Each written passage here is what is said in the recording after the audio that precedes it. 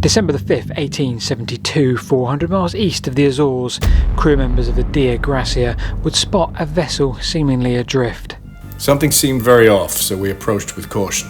David Morehouse was captain of the Dea Gracia. He would soon recognise this as the Mary Celeste and knew it had left 8 days prior to him, also from New York, crossing the Atlantic heading for Europe. In some ways, I wish we hadn't seen the vessel on that fateful day, but we did, so we had to do what was right. I sent my men, Wright and DeVoe, on board, and what they found was nothing short of astonishing. Okay, so Wright and DeVoe, well, they boarded this under the impression they would find something that would be wounded crew, evidence of a fire, evidence of pirates on board, anything that would explain what had happened here, but they found absolutely nothing. You don't just find ships adrift. The captain would not have left unless he was sure it was going down. Instead, they found a ship seemingly in good sailing condition, completely intact cargo and 6 months' supply of food and water, but not a soul on board. To this day, some 150 years on, this remains one of the greatest unsolved mysteries. Welcome to the story of the Mary Celeste.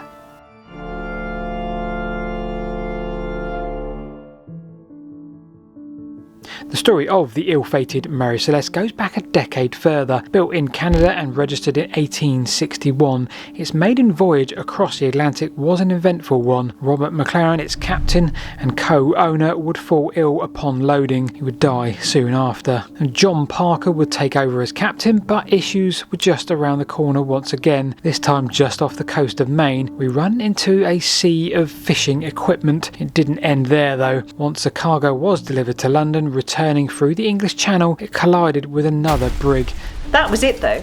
6 years of fairly uneventful sailing, until October 1867. A storm took the vessel ashore and damaged it so badly that the owners left it abandoned. We now have effectively a shipwreck off of the north coast of America, almost exactly 5 years before this ship would be found in good condition, adrift 400 miles from the Azores. The wreck would be recovered and undergo some major changes: increased length, depth and capacity, and the addition of a new deck. We now have a brand new consortium of owners, including Benjamin Spooner Briggs. Briggs, the captain, was one of 5 sons, a nautical family with all bar one son entering into the seafaring world.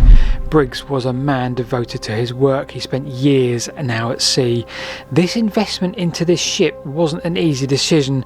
He had considered retiring and going into business with his brother Oliver.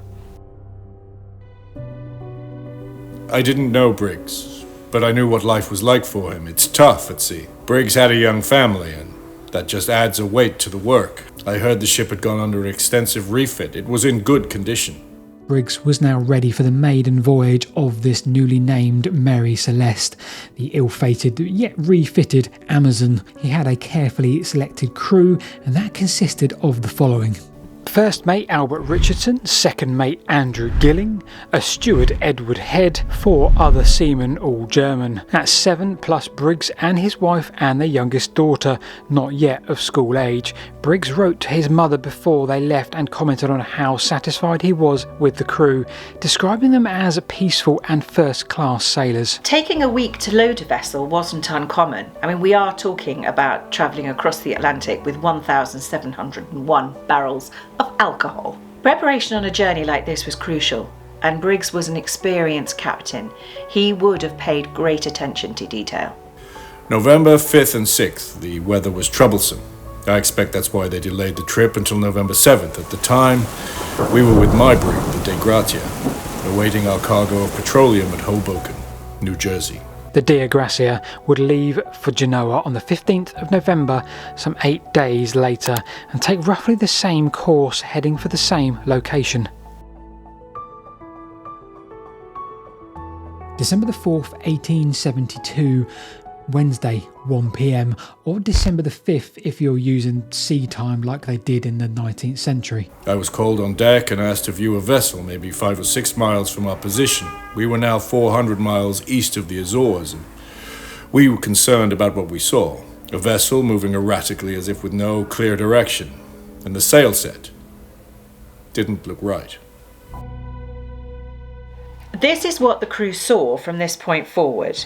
They identified this as the Mary Celeste by the name on the side of it, and as they approached they saw that the sails were set but in poor condition. Ropes were flung over the side and with much of the rigging damaged. Most importantly, there was nobody on deck. Later, these testimonials would be absolutely crucial. Now, Morehouse would send two men abroad, Devoe and Wright, and they would record in detail everything they found. Nothing seemed to add up. Devoe saw that the place looked untidy. Clearly water had entered the vessel, somewhat through the skylights. As a whole, there was 2 or 3 feet deep in water internally. A problem, but not enough to cause a significant immediate concern. Devoe found the log, and it read a final entry on November 25th. That's 9 days before we found the Mary Celeste. They recorded their position just off the Azores, Santa Maria, and we are now 400 miles from that point, and 9 days on. Perhaps, though, the key to all this would be what was missing from the vessel. No signs of fire, no signs of violence, but we do have both a missing lifeboat and a missing navigational piece of equipment. None of this was making sense to the crew of the Dea Gracia. The cargo was fully intact. We do have water on board, not enough though to consider abandoning ship, and we have weeks worth of food and freshwater supplies. Everything indicated an orderly leaving of the vessel. But why? I had no choice but to split my crew. The Mary Celeste needed to be salvaged. We could do this. It would take some time, and I would want a reward for it. As long as I could get this in safe, the salvage was mine. Morehouse and the Dea Gracia, with the Mary Celeste in tow, now reached Gibraltar in around 7 days. The vessel was immediately impounded and set for court hearings. Morehouse was expecting full insurance payout for this. He was the hero. It was surely just a matter of time. Immediately, things were not looking good here for Morehouse. The Attorney General of Gibraltar suspected foul play. In fact, the New York and Shipping Commercial List suggested that the inference is that there has been foul play here somewhere and that alcohol is at the bottom of it. The Attorney General continued to throw countless theories at how foul play could have been the cause here, from possible bloodstains to axe marks, everything he could. It would take until February 25th, 1873 for the Mary Celeste to be released and a decision to be made on the salvage payout. Unbelievable. We received just 1/6 of the insured value we were entitled to at all. The risk we took, the delay in getting our cargo to Genio, for what? The stress and accusation I have been under, my name and reputation, for what? For what? The time I spent looking into this and dreaming up my own theory as well, this here has been the biggest stumbling block of all. 1884, Sir Arthur Conan Doyle publishes this, a short story, and it is just that, a fictional story, but also not. It has, as if he's attempted to work out what happened and share his theory with us, the audience, within this story. It involved a ship called the Marie Celeste, as opposed to the Mary Celeste, an odd story that Conan Doyle suggested he didn't accept to be taken seriously, but people started to ask questions if any of it might actually be true. So let's consider a few rational notions here. The fact that everybody left that ship seemingly very quickly with no logical reason, well, that gave reason to give everybody at the time a lot of suspicion. Flood's biggest suspicion was the nature of the cargo, 1,701 barrels of alcohol, but we only have 9 that were emptied. The remainder were fully intact and untouched. Now, the empty ones were all noted as being made of red oak, not white oak, red oak being much more porous, so this theory never really stuck that alcohol was at the source of this problem.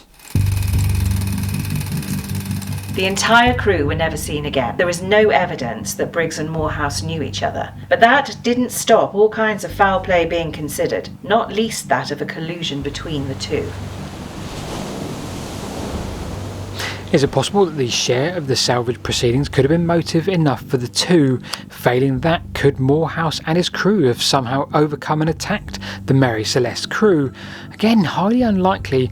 We have a boat 8 days behind in sailing, and we have zero evidence of violence whatsoever. The same goes for pirates. Highly unlikely, because if that were the case, well, we're straight away looking at the cargo.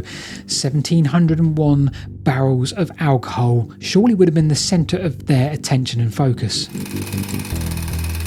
The rope on the lifeboat was cut, not untied, cut. Why would you do that if you were not in a rush? We have the last log from the Azores, nearly 400 miles and 7 days sailing away. No other logs in that period, which would very much suggest no other hardships, stresses or issues. No long-term concerns expressed by Briggs when he would have had every opportunity to write them down. Briggs was a highly respected captain. His crew, those that had worked with him, and his fellow members of the consortium all spoke highly of him. He was a religious and devoted man. His character had been called into question, but for these reasons, nothing stuck. This tells us that his actions were considered and without doubt. This was a last-minute decision. So why cut the ropes with little or no warning? Let's head back to the logs, because the last log we have was from the Azores or thereabouts and seemed perfectly normal.